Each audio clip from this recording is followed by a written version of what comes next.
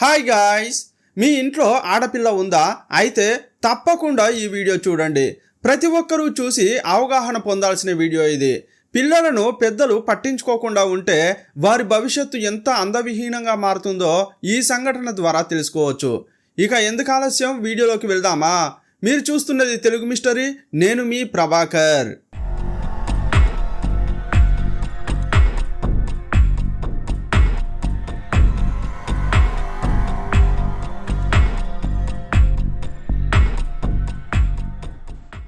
అది మహారాష్ట్రలోని ముంబై. ఒక 9 ఏళ్ల పాప 4వ తరగతి చదువుతోంది. ఆ పాప తండ్రి దుబాయ్లో పనిచేస్తున్నాడు. తల్లితో కలిసి ఆ పాప ఉంటోంది. ఆ తల్లి కూలీకి వెళ్తుంది. ఉదయం పనికి వెళ్తే సాయంత్రం ఇంటికి వస్తుంది.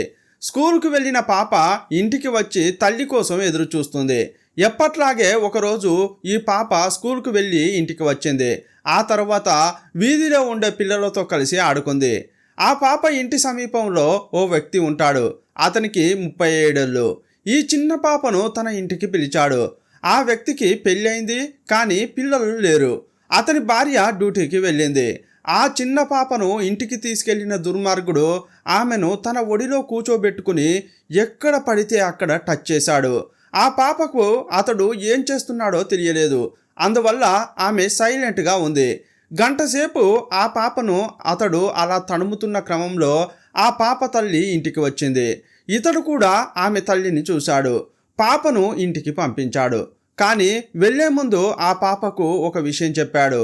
నువ్వు ఇక్కడికి వచ్చావని నేను అక్కడక్కడ ముట్టుకున్నది ఏ విషయం మీ అమ్మకు చెప్పొద్దు. ఒకవేళ చెబితే నిన్ను చంపేస్తా అని బెదిరించాడు. ఆ చిన్న పాప అతని మాటలకు బెదిరిపోయింది. అందువల్ల అమ్మకు ఏమీ చెప్పలేదు. ఇలా 2 నెలలు గడిచాయి. 2 నెలలుగా ఈ విషయంపై ఆ చిన్న పాప తన తల్లికి ఏమీ చెప్పలేదు.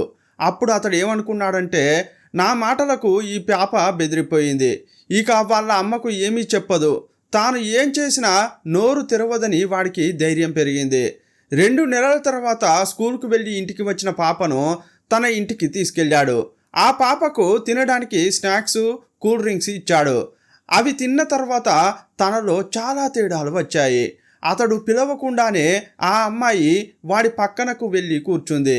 ఆమెలో కలిగిన వేర్వేరు ఫీలింగ్స్ అతనికి అర్థమయ్యాయి.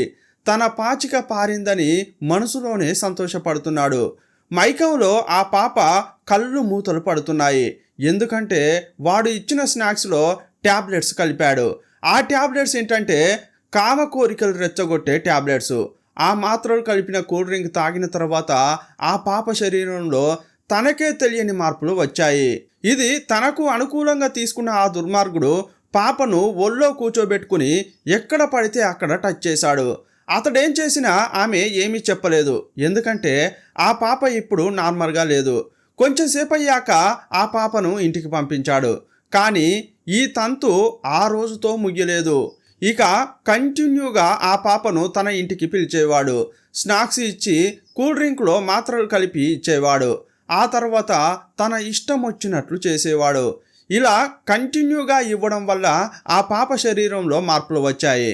హార్మోన్లలో తేడాలు కలిగాయి. తనను ఏం చేస్తున్నాడో తెలియక వాడు చేసేదానికి బానిస అయిపోయింది. కొన్నాళ్లకు తనంతట తానే అతడి ఇంటికి వెళ్ళడం ప్రారంభించింది. అతడు శారీరకంగా కలుస్తుంటే ఏమీ చెప్పలేకపోయింది. ఇలా రోజులు కాదు, నెలలు కాదు, సంవత్సరాలు గడిచాయి. ఆ పాపకు 9 ఏళ్ల నుంచి 13 ఏళ్ల వరకు ఈ దారుణం జరిగింది. ఆ పాప చూడ్డానికి పెద్ద వయసు ఉన్న అమ్మాయిగా కనిపించేది. 13 ఏళ్ల చిన్నారి 18 ఏళ్ల అమ్మాయిలకు శరీరం ఎలా ఉంటుందో అలా తయారైంది. దీనికి ముఖ్య కారణం ఆ దుర్మార్గుడు కంటిన్యూగా ఇచ్చిన మాత్రలు. కొన్నాళ్లకు శృంగారానికి ఆ పాప బానిస అయింది. ఒక్కరోజు కూడా అది లేకుండా ఉండలేకపోయింది. మొదట్లో తనకు ఏమీ తెలియకపోయేది. కానీ 13 ఏళ్ల వయసులో తనకు అంతా తెలిసిపోయింది. తనను అతడు ఏం చేస్తున్నాడు, ఎలా వాడుకుంటున్నాడో తెలిసింది. కానీ ఎవరికి ఈ విషయం చెప్పలేదు. ఎందుకంటే తను బానిస అయిపోయింది. ఇలా మరో 3 ఏళ్ళు గడిచాయి. ఇప్పుడు ఆ అమ్మాయికి 16 ఏళ్ళు. ఇదంతా ఆమెకు తప్పుగా అనిపించింది. అందువల్ల తల్లి దగ్గరకు వెళ్ళి 8 ఏళ్ల నుంచి ఆ దుర్మార్గుడు ఏం చేస్తున్నాడో చెప్పింది. తనకు కంటిన్యూగా ఎలాంటి మాత్రలు వేస్తున్నాడో కూడా చెప్పింది. నేను శృంగారానికి బానిసనయ్యాను, ఏదైనా చేసి నన్ను కాపాడు అని అమ్మను ప్రాధేయపడింది. కానీ ఈ విషయాన్ని ఆ తల్లి లైట్గా తీసుకుంది. పట్టించుకోకపోవడంతో ఆ అమ్మాయికి కోపం వచ్చింది. నేను చెప్పేది నీకు అర్థమవుతుందా లేదా?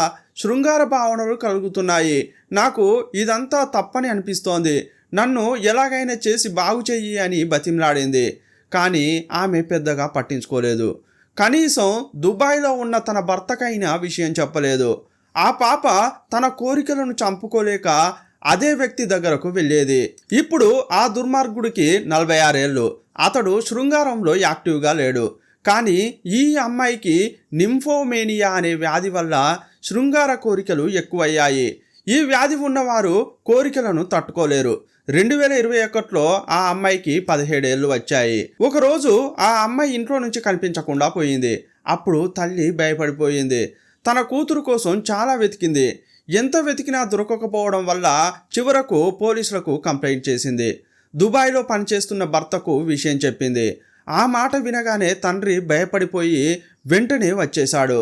తన కూతురు జాడ కోసం చాలా వెతికాడు. కానీ అప్పుడు కూడా తన కూతురును పక్కింటి వాడు తీసుకెళ్లడం, అతడు కంటిన్యూగా మాత్రలు కలిపిన జ్యూస్ తాగించడం, ఆ తర్వాత శారీరకంగా కలవడం వంటి విషయాలు చెప్పకుండా దాచింది. సడన్గా కనిపించకుండా పోయిందని మాత్రమే చెప్పింది. కంప్లైంట్ తీసుకున్న పోలీసులు మొదట ఇంటి నుంచి విచారణ స్టార్ట్ చేశారు. ఆ అమ్మాయి ఉన్న రూమ్ను పరిశీలిస్తే బెడ్ కింద డైరీ కనిపించింది. అందులో 27 పేజీలు రాయబడి ఉంది. 8 ఏళ్ల నుంచి 17 ఏళ్ల వరకు తను అనుభవించిన దారుణాలన్నీ ఆ డైరీలో రాసింది. పిన్ టు పిన్గా డీటెయిల్డ్గా రాసింది. తన తల్లికి విషయం చెప్పినా పట్టించుకోలేదని ఆ విషయం కూడా అందులో నోట్ చేసింది. ఇదంతా చదివిన పోలీసులు షాక్ అయ్యారు. వెంటనే తల్లిని ఎంక్వైరీ చేశారు. డైరీలో రాసిన విషయాలన్నీ చెప్పి అదంతా నిజమేనా అని అడిగారు. వేరే దారి లేక అంతా నిజమే అని చెప్పింది. ఈ విషయం మా కూతురు నాకు చెప్పింది, కానీ అది వినగానే నాకే చాలా భయం వేసింది. ఆ పక్కింటి వాడు మంచోడు కాదు, వాడు మొరటోడు. ఈ విషయం బయటకు చెబితే చంపేస్తాడని భయం వేసింది.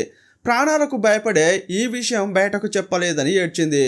ఆ మాటలు విన్న పోలీసులు, ఇలా ఉండకూడదు, మీకు అన్యాయం జరిగితే పోలీసులకు కంప్లైంట్ చేయాలి, ఇంత అన్యాయం జరిగితే ఎవరికీ చెప్పకుండా ఉంటే ఎలా పరిష్కారం అవుతుందని బాగా తిట్టారు. వెంటనే పక్కింటికి వెళ్ళి ఆ వ్యక్తిని అరెస్ట్ చేశారు. స్టేషన్కు తీసుకెళ్లి వారి స్టైల్లో విచారణ చేశారు. అప్పుడు తను చేసిన అన్ని విషయాలు ఒప్పుకున్నాడు. తను దాయడానికి కూడా ఏమీ లేదు, ఎందుకంటే డైరీలోని 27 పేజీల్లో అతడు ఏమేం చేశాడో ఆ పాప అన్ని వివరాలు రాసింది. ఇందులో ముఖ్యమైన విషయం ఏంటంటే వీడు ఇంత దారుణం చేస్తున్నాడని అతని భార్యకు కూడా తెలిసింది, కానీ తప్పు అని అతనికి చెప్పలేదు. ఆ అమ్మాయిని నేను శారీరకంగా వాడుకున్నది వాస్తవమే, కానీ ఇప్పుడు కనిపించకుండా పోవడానికి నేను కారణం కాదని అతడు చెప్పాడు. ఆ పాప ఆచూకీ కోసం పోలీసులు చాలా వెతికారు. ఆ పాప దగ్గర ఉండే ఫోన్ను ట్రాక్ చేశారు. తను ఎక్కడైతే ఉందో అక్కడకు వెళ్ళారు. పాపను స్టేషన్కు తీసుకుని వచ్చారు. నువ్వెందుకు కనిపించకుండా పోయావు, ఎవరైనా తీసుకెళ్లారా, అసలు నీకు ఏమైందని అడిగారు. అప్పుడు ఆ అమ్మాయి ఇంకో షాకింగ్ విషయం చెప్పింది. నేను శృంగారానికి బానిసనయ్యాను, ఒక్కరోజు కూడా అది లేకుండా ఉండలేని స్థితికి వెళ్ళాను. నన్ను ఈ విధంగా మార్చిన ఆ వ్యక్తి నా కోరికలు తీర్చలేకపోయాడు. అందువల్లే నేను ఇంకో వ్యక్తిని చూశాను. ఆ వీధిలోనే ఉండే ఇంకో వ్యక్తితో శారీరక సంబంధం కొనసాగింది. ఒకానొక సమయంలో నేను అతడు ఈ ఊరు వదిలి వెళ్ళిపోవాలని అనుకున్నాం. నేను ఇప్పుడు అతనితోనే ఉంటున్నా, కానీ మీరు వచ్చేటప్పుడు అతడు లేడు, డ్యూటీకి వెళ్ళాడని చెప్పింది. వెంటనే పోలీసులు ఆ అమ్మాయిని హాస్పిటల్కు పంపించారు. శారీరకంగా మానసికంగా తనకు ట్రీట్మెంట్ ఇచ్చారు. కొందరు వైద్యులతో కౌన్సిలింగ్ చేయించారు. 2021లో నిందితుణ్ణి అతని భార్యను పోలీసులు జైల్లో వేశారు. 3 ఏళ్ల పాటు జైల్లో ఉన్నారు. 2024లో ఈ భార్యాభర్తలు బెయిల్కు అప్లై చేశారు. ఈ అమ్మాయి రాసిన 27 పేజీల డైరీ చదివిన న్యాయమూర్తి, ఇలాంటి వాడిని బయటకు వదిలితే సమాజానికే అపాయకరం, అందువల్ల వాడికి మాత్రం బెయిల్ ఇవ్వలేదు. భార్యకు కోర్టు బెయిల్ మంజూరు చేసింది. ఇంకోవైపు ఆ అమ్మాయికి సైకలాజికల్గా చికిత్స కొనసాగుతోంది. ఈ కేసు ఇంకా విచారణలో ఉంది. ఈ సంఘటన చాలా దారుణమైన సంఘటన. చిన్న పిల్లలను కంటికి రెప్పలా కాపాడుకోవాలి. వారి ఒక్కో మూమెంట్ను పేరెంట్స్ గమనిస్తుండాలి. అమ్మాయి అయినా అబ్బాయి అయినా వాళ్ళు ఏమేం చేస్తున్నారో ఎప్పటికప్పుడు తెలుసుకోవాలి. ఈ కేసులో తనకు జరుగుతున్న దారుణమైన విషయాన్ని చెప్పినా ఆ తల్లి పట్టించుకోలేదు.